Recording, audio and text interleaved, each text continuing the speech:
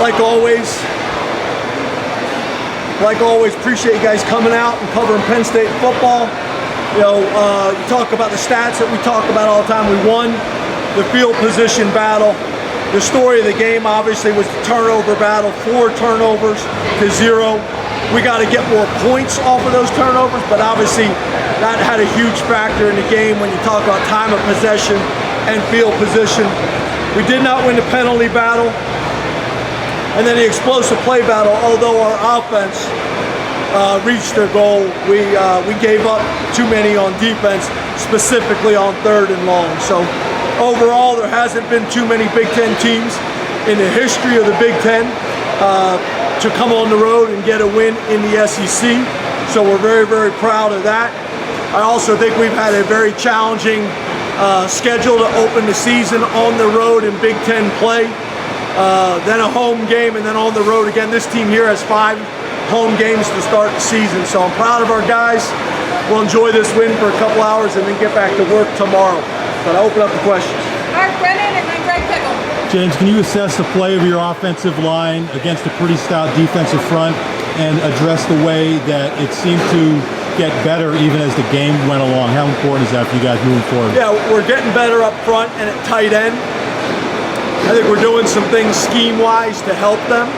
I think we're also the ability to be more balanced and take pressure off of the passing game, I think has been really important for us.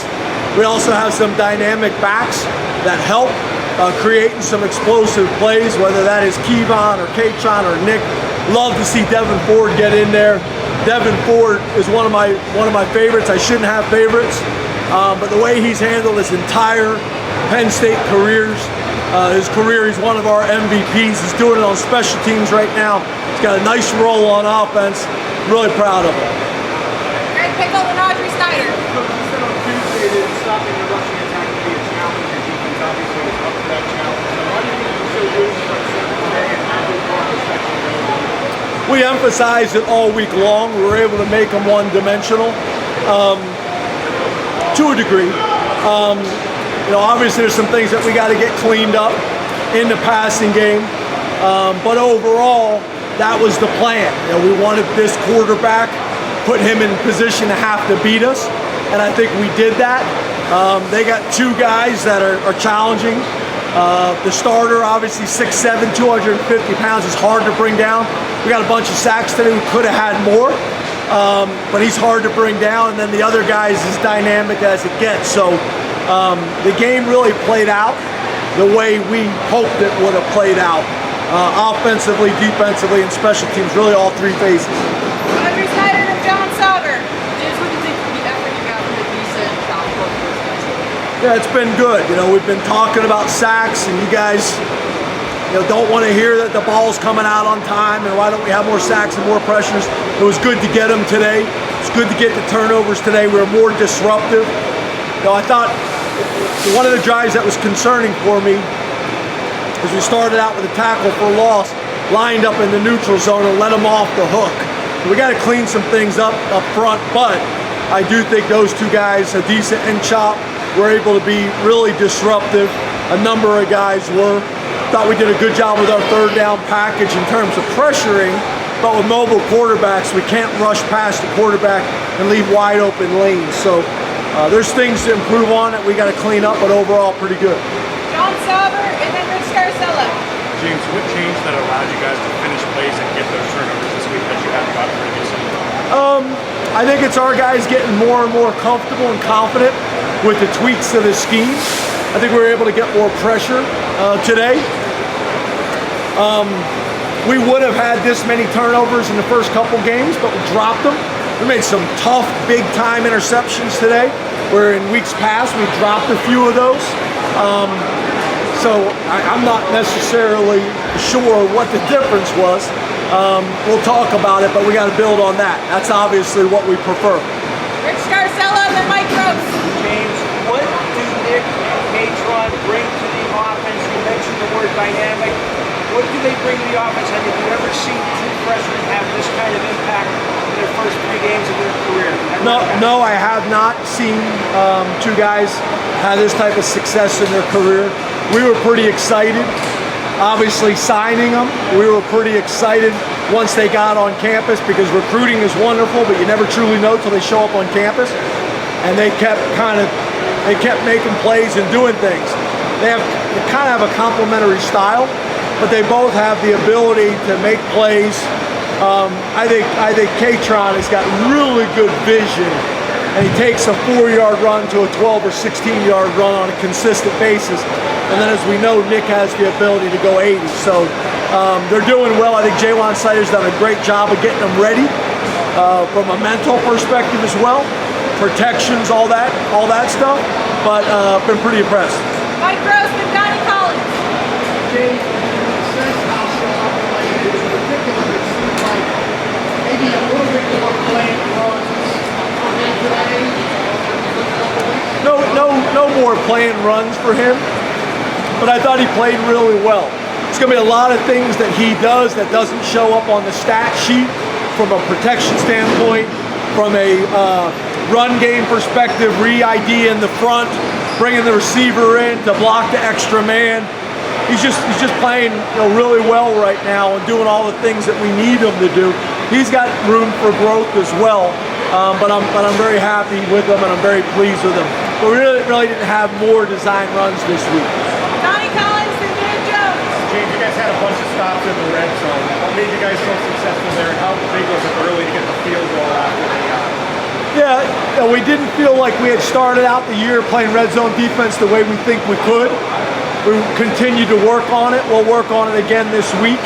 I think making them one-dimensional, I think, helped. Obviously, you're always at your best in the red zone if you're able to run the ball.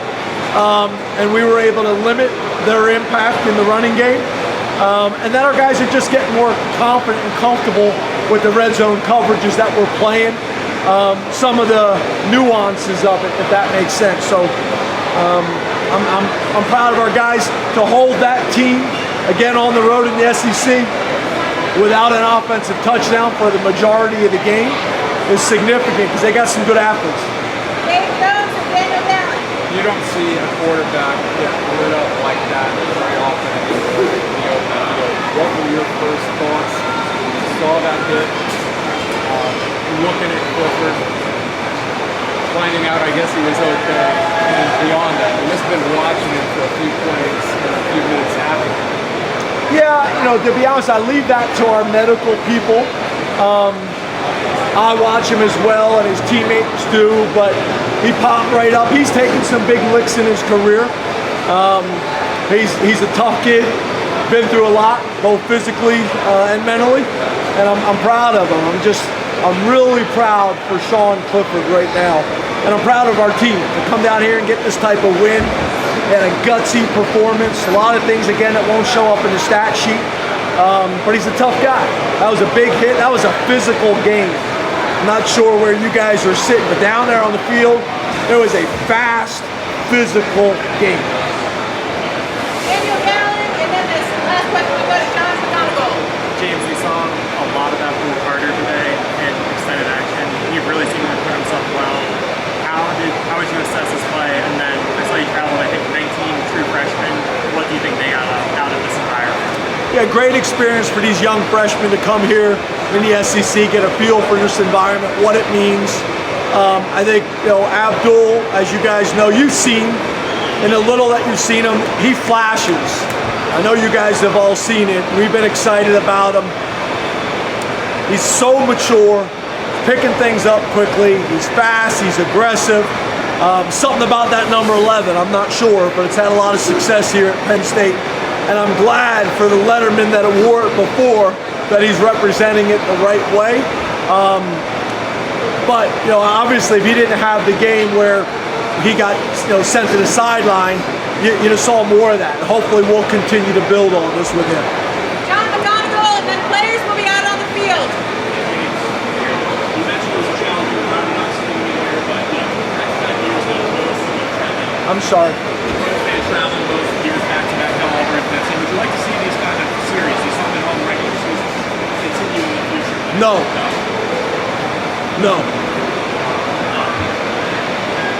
There's a reason that this is like one of the only games that's been scheduled in the history of the Big Ten. All the data, all the analytics show you got to do whatever you can to win your conference. This is going to help us. We're going to build on it. It's a great experience, not only for this year, for us to move going forward, but also for the freshmen. So really, any of the freshmen through their hopefully 6 years at Penn State with COVID years, then we don't have to play one of these games again. I know you won't be happy with that. Thank you, Coach. Thanks. Again, players will be out in the field.